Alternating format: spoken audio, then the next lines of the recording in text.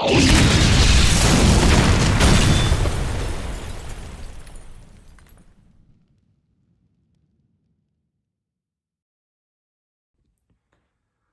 everyone, Scott back with my answers to the Metal Tag 2022. I put a video out putting out the questions, and I didn't really want to clog up that video with my answers. I just wanted to get those questions out there. So like I promised, I'm back with my answer video. So let's get to this. 20 questions that I set, but I'm going to answer them for you. So question number 1, your favourite reissue of 2021?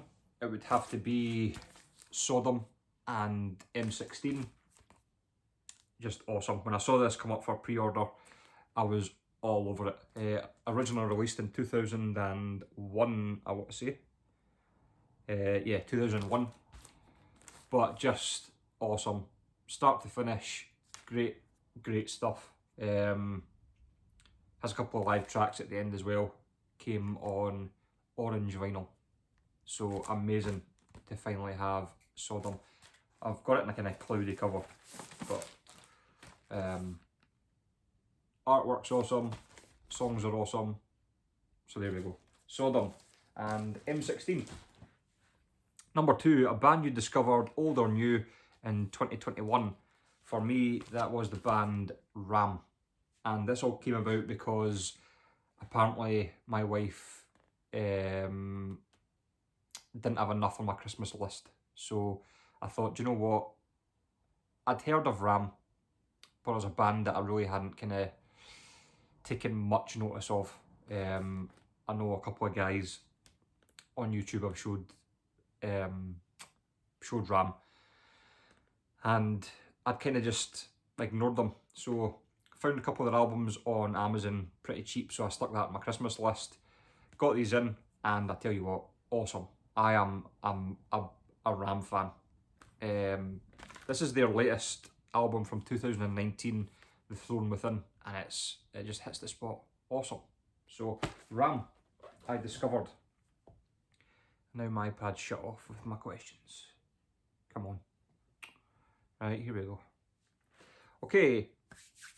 Show an album with an outstanding vocal performance. Todd La Torre, Rejoice in the Suffering.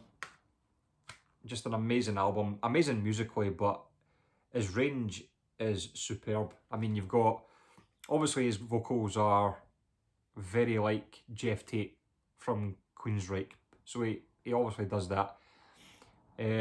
He's got Dickinson in there, he's got Halford in there, and because there's such a kind of mix of different metal styles on this album, he jumps around from vocal style to vocal style, and I just think he just sounds awesome. So that is my pick for vocal performance. Number 4, show a gap filler. This was easy, if I can find the CD. Gap filler was Generation Swine by Motley Crue. My favourite band, but this album is a complete and utter pile of shit. I will probably never listen to this ever again, but it's there to complete the collection, so that's my gap filler. Number 5, show a cheap pickup from 2021. I'm going to show Artillery. Now what I meant by this was, I think a couple of guys got confused. It was from 21, but it didn't have to be a 2021 album. It could have been any album, but I just went for this because this was really cheap. I was kind of on Amazon one day, saw this, it was about 13 quid, and it was only maybe a month or two after it had come out, so I thought, you know what, I'm going to jump on that, and I'm so glad I did, because it was one of my favourites of this year. So Artillery and X was one of my cheap pickups of this year. My favourite, number 6, my favourite artwork from a new release. I don't actually own this album, but it is by Hooded Menace, and what's it called again? The Tritonus Bell? I think that's what it's called, something like that. But it's got an amazing cover on it. It's like old school He-Man, like Skeletor's cave, or Skeletor's castle with like the like the purple and pinks and stuff on it. It looks awesome. So that is probably my favourite artwork of this year. Just reminded me of He-Man. 7, a favourite track from 2021. It would have to be off This Baby, Seven Sisters, Shadow of a Fallen Star Part 1, and it's song number 5, Horizon's Eye. That is one that's just always kind of been stuck in my head. And one that I can't wait to get through the album to get to, because it's just a great song, just really well written. Number 8, a song that became an earworm. Harvester of Sorrow. This is in my head all the time. It's just that beginning riff. It's always there or thereabouts. If I'm not thinking about something, or I'm just taking a little pause in the day, or just walking down the street, Harvester of Sorrow is going to be playing through my head. It's just, for the last year, it's just been in my head. It's just there all the time. So that is my earworm. Number 9, 2 albums destined to be culled from your collection. I've spoke about this before. Black Label Society and Sonic Brew, just a really ploddy, boring album. 15 songs of just nothing. And Bonfire and Knockout, just, I mean, I like, this might be, is this 90? 91. I love Bonfire, but this album is just a bore fest. Right, a band, number 10, a band you have gone off. It has to be Megadeth. I have really, in the last year, gone off Megadeth. And it all started because I was going to do a Megadeth ranking of the albums. So I stuck all the Megadeth albums on my iPod so I could listen to them at work. Just to get a bit of prep done. And oh my god, I mean, I didn't even do the ranking video because I just got so sick of them.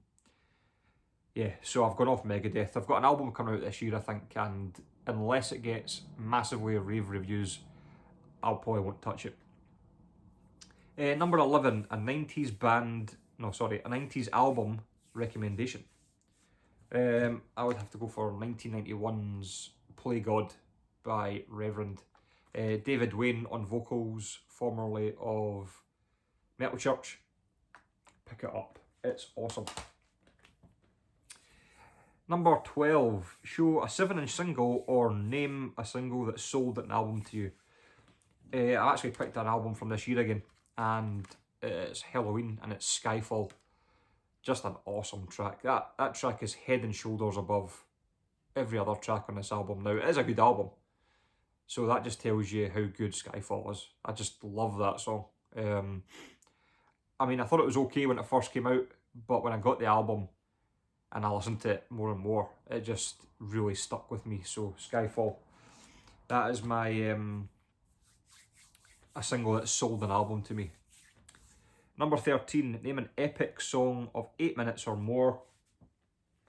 I could have gone with Skyfall, but I went with Iced Earth, and the song is Clear the Way. Last song on the album. It's just, it makes me want to go to war. That's what it makes me feel like. It's just a tremendous song. Comes in about, I think it's about 9.5 minutes. So that is Iced Earth, Clear the Way, epic. A quick opinion on RSD. I think RSD is just kind of lost what it kind of went out to do in the first place. I mean, for instance, the one album that I thought I could possibly go and stand in the line in the piss and wet for was when Fight War of Words came out. I thought, you know what, I could maybe chance it and go along and try and grab that. But what really kind of did it for me was last month when I pre-ordered Fight War of Words on Amazon. So, I mean, what is the point in standing out in the pissing wet, probably from 5 o'clock in the morning, in a line, waiting to get in, maybe get in, not find the album you want, and then you're disappointed. A year later, that album's reissued and you can get it no bother from Amazon. What's the point in that? You know, a lot of people go along for these reissues of albums that have been reissued 3 times before. I don't get that. They go along for picture discs, which I don't get. I mean, everyone to their own. I mean, obviously this is my opinion. I wouldn't do that. But yeah, I think a lot of the stuff you'll find coming out for Record Store Day, unless it's super rare or super exclusive, will be reissued at some point along the line. So I don't get too hyped up about it anymore. So yeah, I think it's just it's there's no point to it anymore. Number 15, what part of your music setup would you change? I would probably change my speakers. Now I've kind of got like a mismatch of stuff which I quite like.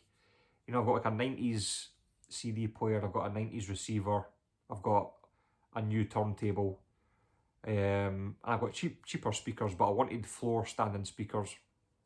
And don't get me wrong, they sound fine. But if I had to choose, it would probably be my speakers, just because I picked them up cheap, second hand, just because I really wanted floor standing speakers, but I couldn't afford good floor standing speakers at the time, so they're the ones I picked up. But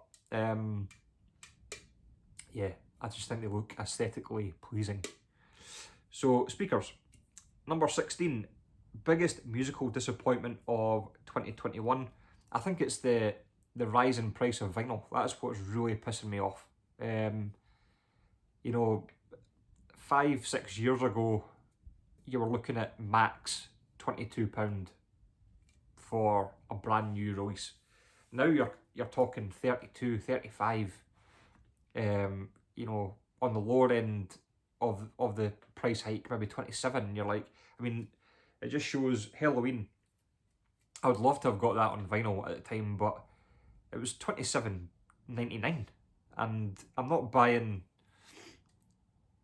an album for that. Like Senjutsu, when it came out, that was 35-36 quid. Like, I know it's a triple album, but no, not for me. So I would quite like the price of vinyl to kind of drop. I don't mean drastically drop, but just go back to, you know, I don't want to be sitting there thinking, oh, should I pre-order that, or should I get that? Do you know what I mean? It's just, it kind of takes the fun out of collecting albums that you love. So, price of vinyl, bit of a disappointment. Hopefully it drops soon, but I can't see that, seeing it's really hit its popularity again. So, number 17, name an album you're expecting and looking forward to in 2022. Obviously Overkill. They'll be due an album out this year, and they'll probably bring out a banger. Judas Priest, really looking forward to seeing what they're doing, but obviously they've had trouble with obviously Richie Faulkner and stuff like that, but hopefully they can bring out something this year, because I mean, I'd love to see what they do after Firepower. There was another one I was going to mention as well. Oh yeah, Ram. I'm such a big Ram fan now that I'd like to see a new album from Ram. So it's been about 3 years, 2 years, 3 years since they've released one, so a new Ram. Number 18, who would you like to see release a solo album? I would love to see Mick Mars release a solo album, seeing how it's been in the pipeline for about 10 years.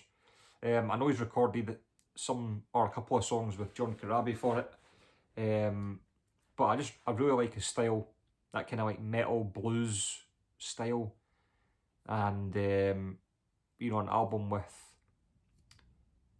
like a mix of metal singers guesting on it would be pretty cool. So I'm gonna go for Mick Mars, underappreciated.